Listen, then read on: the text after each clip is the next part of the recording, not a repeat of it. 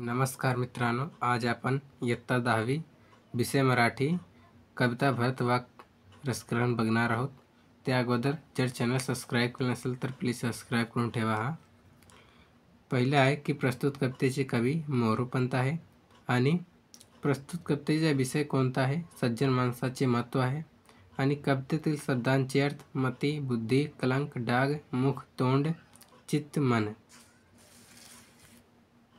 आणि प्रस्तुत कवितेतून मिळणारा संदेश नेहमी संत सज्जनांच्या संगतीत राहावे, त्यांच्या सहवासामुळे चांगले वागण्याचे दर्शन घडते, त्यांच्या विचारांसारखे विचार आपण अंगीकारू लागतो, तसेच नेहमी देवाचे नाम स्मरण करीत राहावे, म्हणजे वाईट कल्पना वाईट विचार आपल्या मनाला सिवत नाही।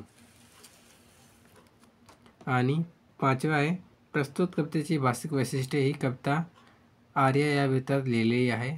या आर्याची चाल ही जनमानसात खूप लोकप्रिय झालेली आहे। कर्णमधुर चालीमुळे ही कविता गुणगुणत राहावीशी वाटते।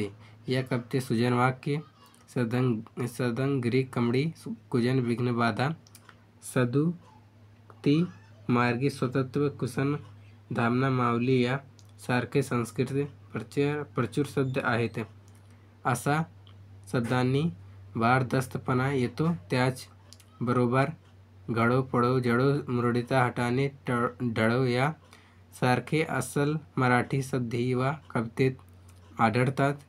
त्यामुळे असे सामान्य लोकांपर्यंत पोहोचवण्यास मदत होते, भाषा आवाहक बनते। यमक प्रधानता असल्यामुळे सुंदर लय व खटकेबाज नादमयता निर्माण झाली आहे। आणि सहावा आहे प्रस्तुत कवितेतून व्यक्त होणारा विचार। माणसाने सतत परमेश्वराचे नामस्मरण करावे, दुर्भिमान, गर्भिष्ठपणा, वाईट विचार आपल्या मनातून नष्ट झाले पाहिजेत, चांगल्या विचारांचे वळण लागावे अशी इच्छा मोरोपंत व्यक्त करतात। चांगले वागणे म्हणजे काय हे समजून घेण्यासाठी सदोदित सज्जनांच्या संगतीत राहावे, लोकांनी सज्जनांचे वागणे, त्याचे बोलणे, त्यांचे विचार अंगी करावेत, हा विचार या कवितेत मांडला आहे। आणि सातवा आहे प्रस्तुत कवितेतील ओळींचे सरळ अर्थ। सुसंगती सदा घडो, सुजन वाक्य कानी पडो, कलंक मातीच्या जळो, विषय सर्वदा नावडो। नेहमी सज्जनांच्या माणसाची मैत्री करावी, सुविचार ऐकावेत, बुद्धीतील वाईट विचार झडून बुद्धी शुद्ध करावी, कामवासनेपासून संपूर्ण नावड निर्माण व्हावी, अशा प्रकारे माणसाने चारित्र्य संपन्न व्हावे। प्रस्तुत कविता आवडण्याची व न आवडण्याची कारणे। ही कविता मला खूप आवडते, कारण लहानपणापासून मी ती ऐकत आलो आहे।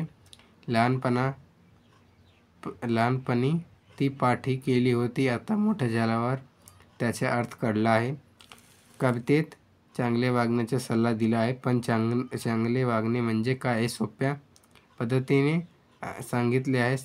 सज्जन माणूस जसे वागतो, बोलतो, विचार करतो तसे म्हणजे चांगले इतकी, पण या कवितेतील संस्कृत प्रचुर शब्दामुळे अर्थ कळण्यात अडचणी येतात। ही एक कवितेविषयी नावड निर्माण करणारी बाब आहे। अशा प्रकारे रसग्रहण संपलेली आहेत। जर चॅनल सबस्क्राईब केलं नसेल तर चॅनल सबस्क्राईब करून ठेवा।